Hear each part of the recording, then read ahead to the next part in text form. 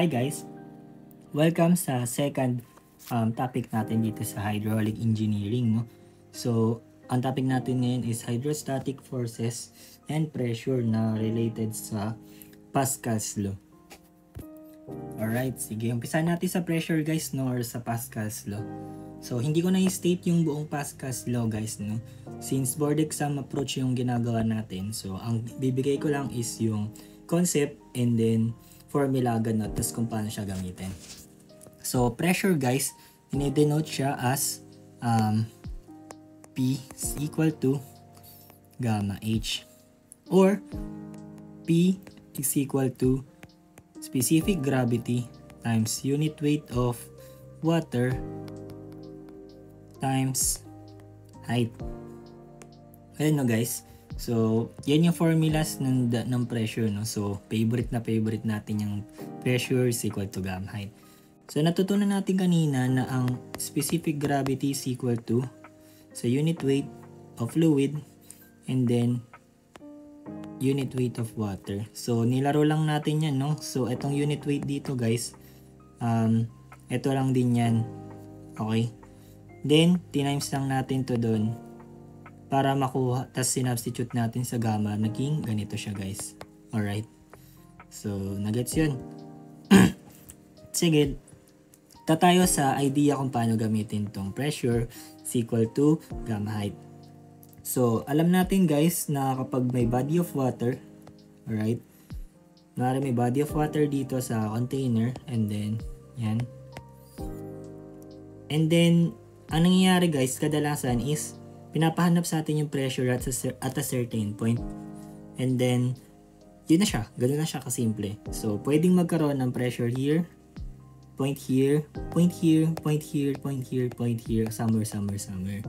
So, by idea guys, or by concept, kapag same height sila guys, we are looking for the pressure here, no?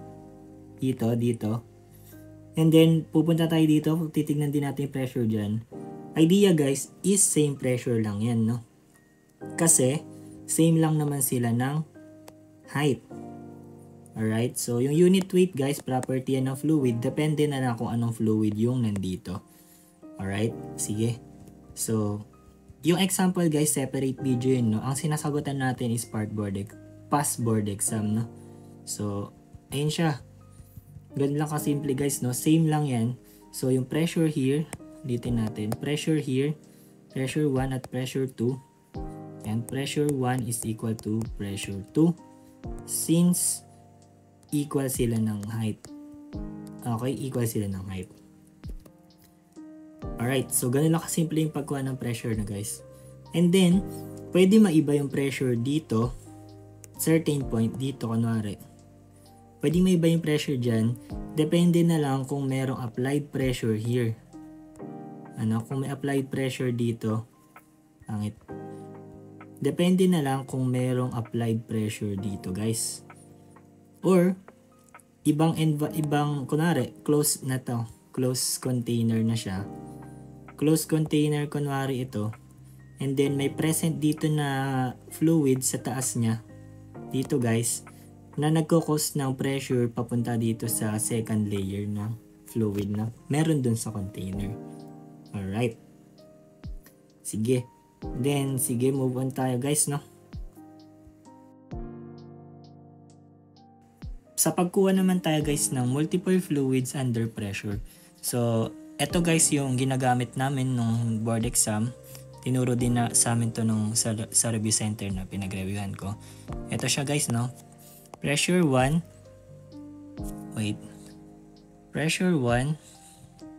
plus minus summation of gamma height is equal to pressure 2. So, lagay lang natin dito yung note natin, no?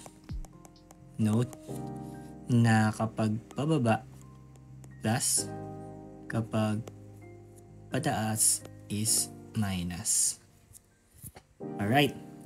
So, sir, ano pong ibig sabihin yan? Ito siya guys. For example, nandito yung pressure 1 na kino-consider natin and nandito yung pressure 2. So, kapag ang unknown natin is si pressure 2, since papunta tayo sa pressure 2, ang gagamitin nating sign convention here is plus. Okay, dito sign convention natin is plus.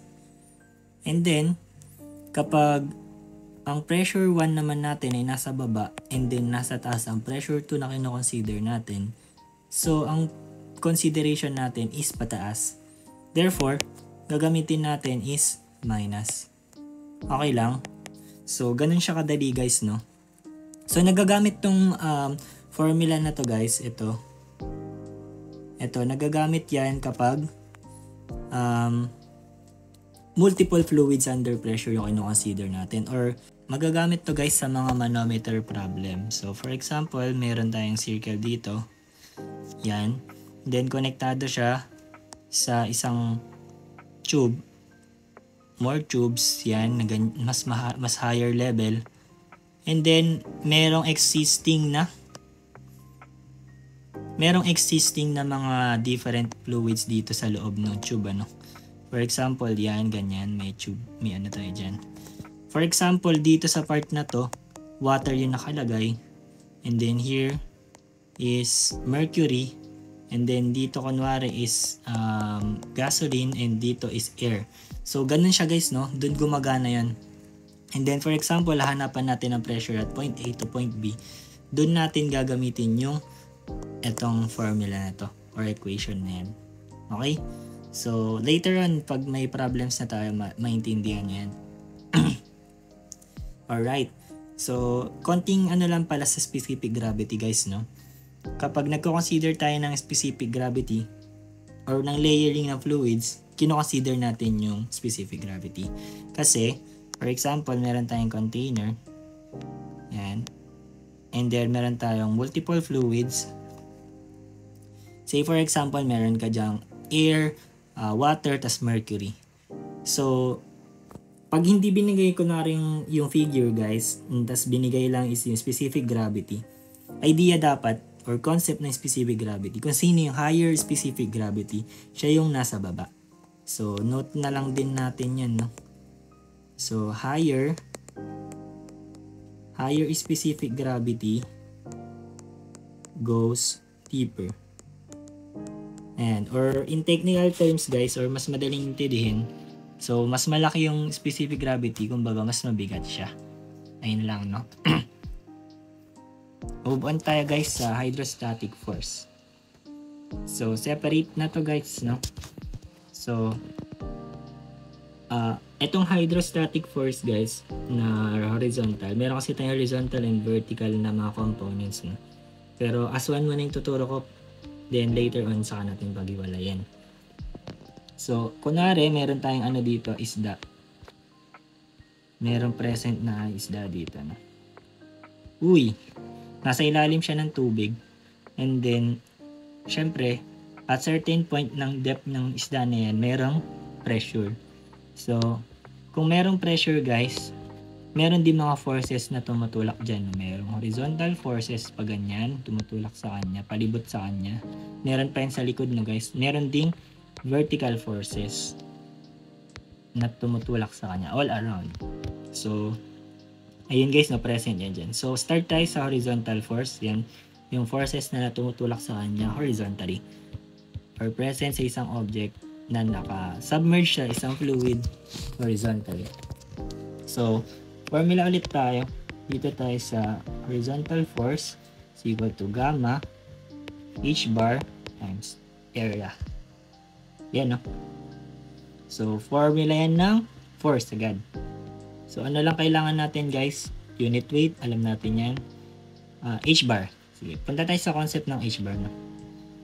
Ang H bar guys is yung distance between the surface of the fluid na present or na exposed sa air and then papunta sa centroid ng object na naka-project, ano?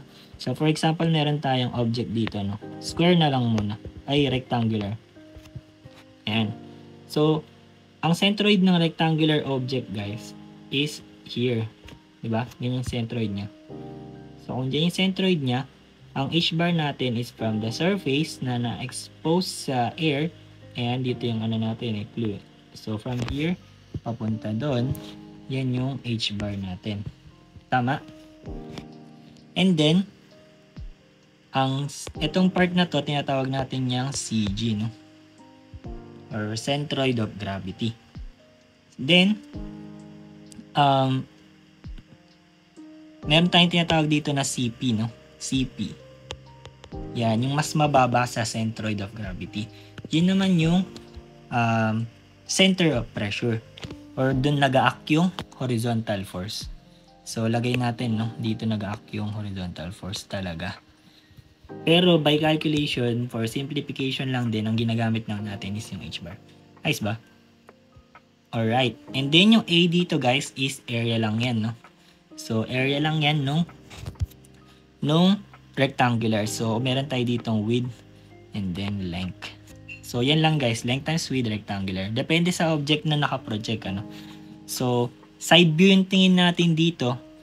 Pwedeng yung object na yan is pwede siyang cubic, ano? Pwede siyang cubic na ganito. Ayan, pwedeng ganyan yung itsura niya. Diba? Tapos dito tayo nakatingin. So, itong 2D lang na to yung kino-consider natin sa horizontal force. Alright. Sige. Kaya area lang siya guys, ano? Alright. So, sa next naman is yung itong part na to, no? CG to CP ay tinatawag nating E or eccentricity. So, si eccentricity guys is equal lang kay centroidal moment of inertia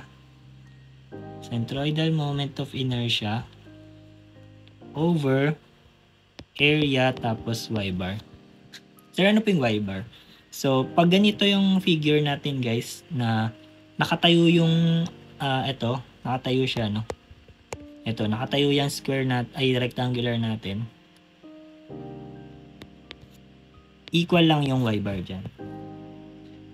Alright, pero kapag naiba na yung itong position ng ating rectangular figure, for example, ganito na siya. Ayan, for example, ganito na yung nangyari, no? Humiga na siya na ganyan.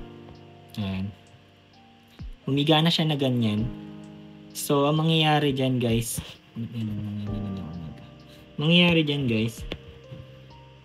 ayan.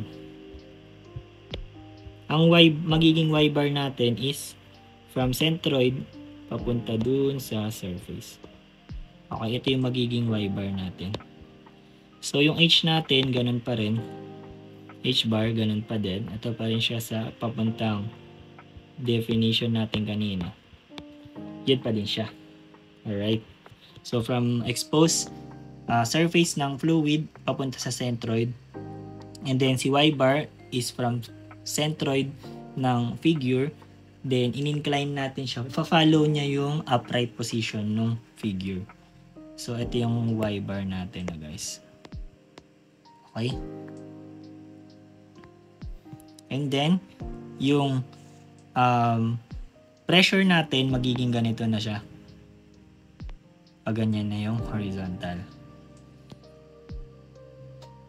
Okay? Pero, hindi na siya horizontal alone, ano?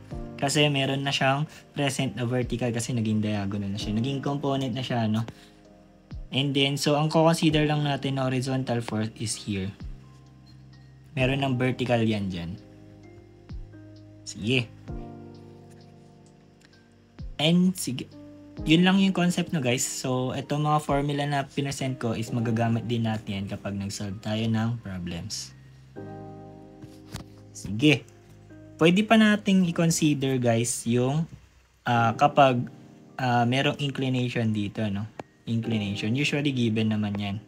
Yung inclination dito, ayan, by property equal yan. So, angle yan, theta. And gagawin natin, magbibigay ako ng another formula for E. So, lagay natin dito. E, mas mapapadali kasi yung buhay nyo dito guys. So, E is equal to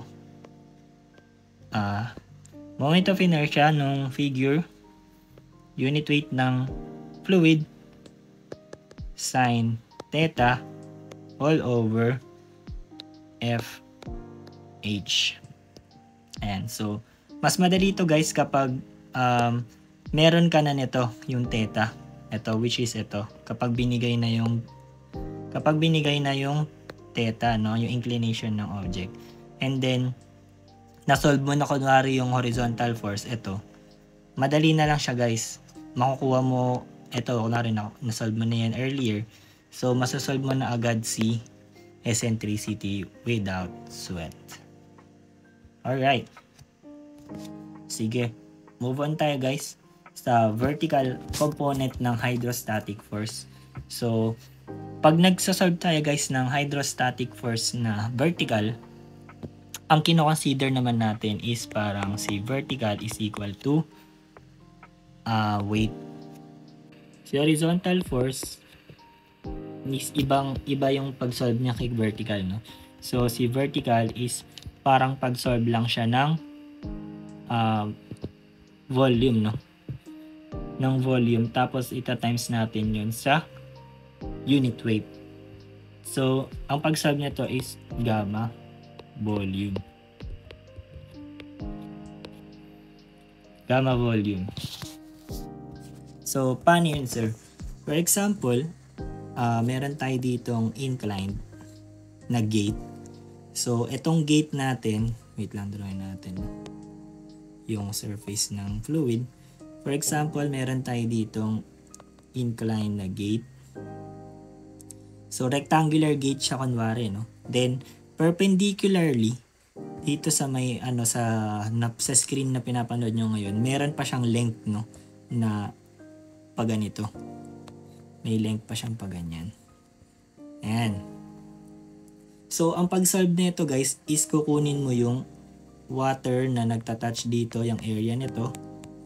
Area niyan. Ayan, area niyan. Ayan, ano ba? Ayan, malinaw ba siya? So, parang ganito yung isa-solve natin. Kukunin natin yung volume na nakapatong dito sa may surface na to. Sir, ano yung surface na yan? So, eto yun, guys, no? Parang pag nakita natin ng 3D, ganyan. So, kapag sideward or kapag side lang, ganito yung itsura niya, diba? Parang triangular lang. So, pagkuha ng volume is area nito times yung side niya. Okay, so ito lang yun. No? Yung other side. So, makukuha na natin yung volume.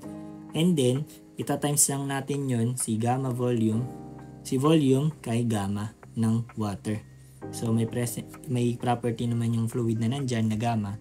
And then, masasolve na natin yung vertical force. Sir, saan po nag-act yung vertical force dyan ideally?